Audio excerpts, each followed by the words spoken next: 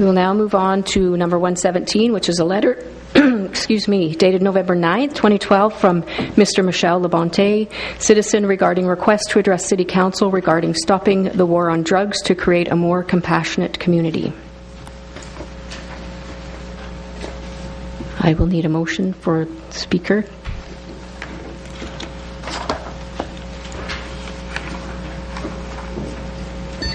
Councillor Swanson. I would move that Mr. Michel Labonte be allowed to address Council. Thank you. All those in favour? And that is carried. You may approach the podium, and you will, if you can state your name for the record, and you'll have 10 minutes. Thank you. Hello, everyone. Labonte. First of all, I'd like to thank your worship and all the councillor for allowing me to speak. As you know, I'm here to ask the City Council to demand to our federal government to stop our war on drugs by legalizing those so-called illegal stimulants. I'm also requesting that this City Council ask our provincial government and all the other city and municipality within our province to do the same. Just to be clear, I want everyone to know that I'm not here to promote the use of drugs, either the legal one or the illegal one. I'm here because I believe that the time has come for us, Canadians, to put an end to a great injustice. Thousands of good citizens in this city and millions of good people in our country are being oppressed and targeted as criminals because they either grow, buy, sell, or use drugs that our country considers illegal. How can a country like ours, who talks so much about human rights and about the freedom that our ancestors and our veterans has fought so hard for, still treat with oppression thousands of its own good citizens?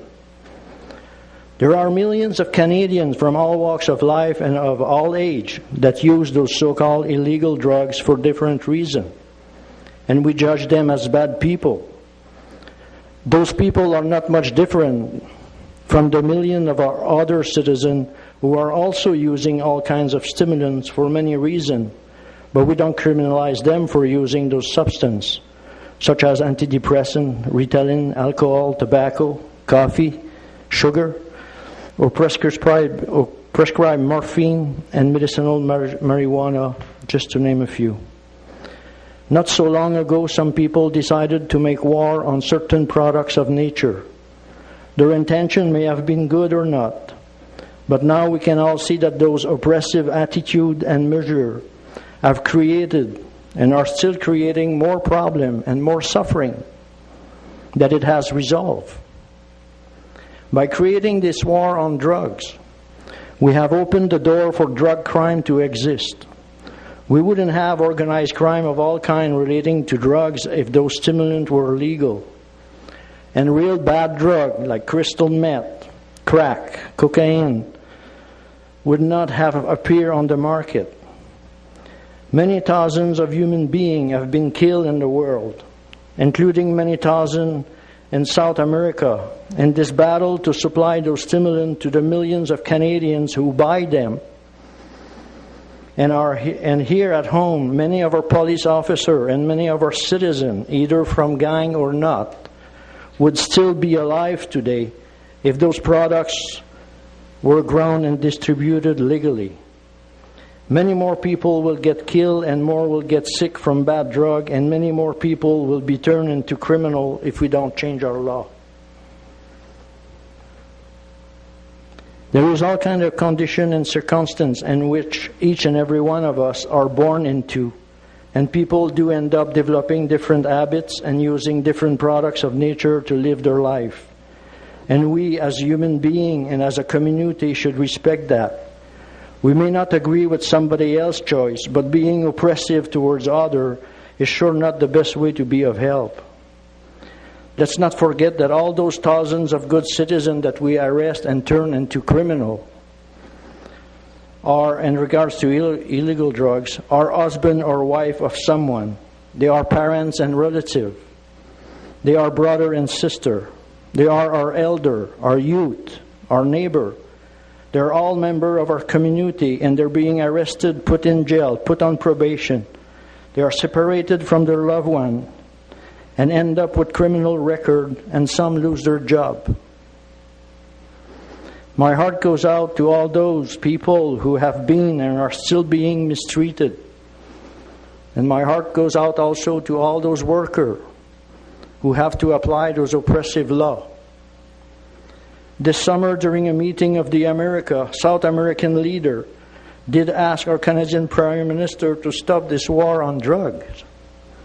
Mr. Harper said no, and many like him still prefer to keep a big part of the economy going by continuing to criminalize our own good citizens.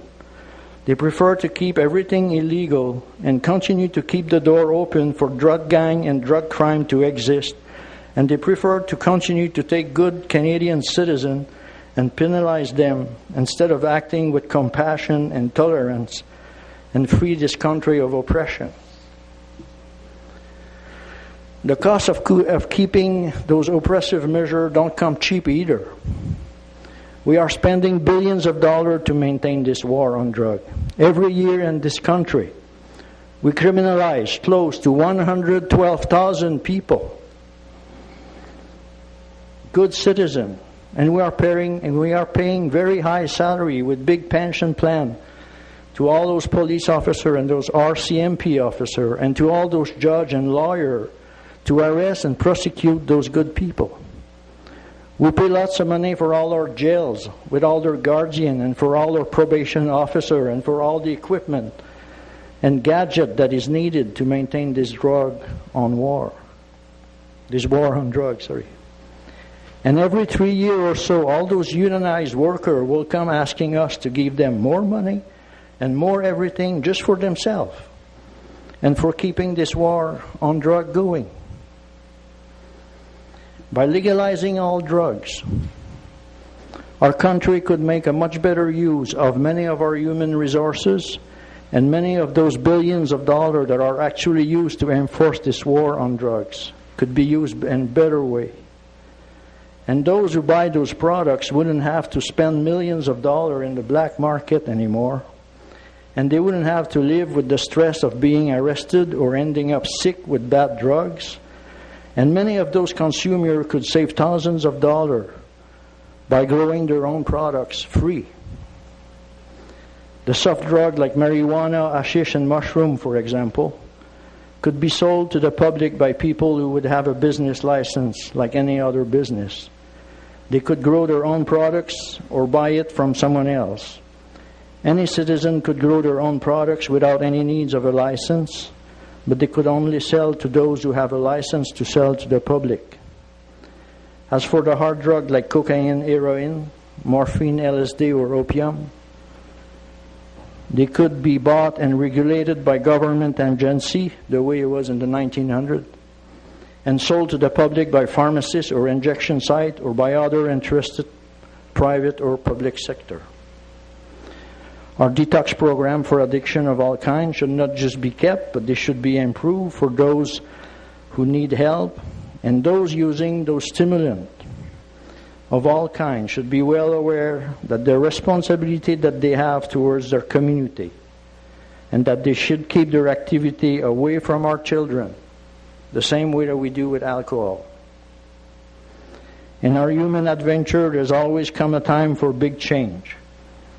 And as we have been witnessing around the world lately, there are people who are willing to die for change, and there are people who are willing to kill to not change.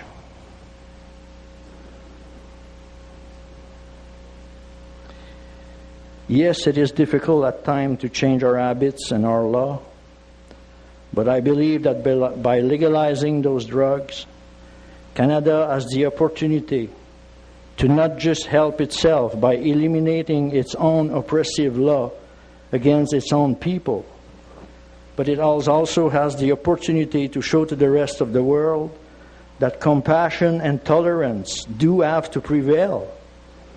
If a country truly wishes to respect the human right and the freedom of its citizen. So, dear member of the City Council, As elected representative of all the people within this beautiful community, I urge you and all the other municipalities across this province to stand on guard and speak up for our basic human right. I urge you to demand to our federal government to free this country of oppression and discrimination by legalizing all those drugs.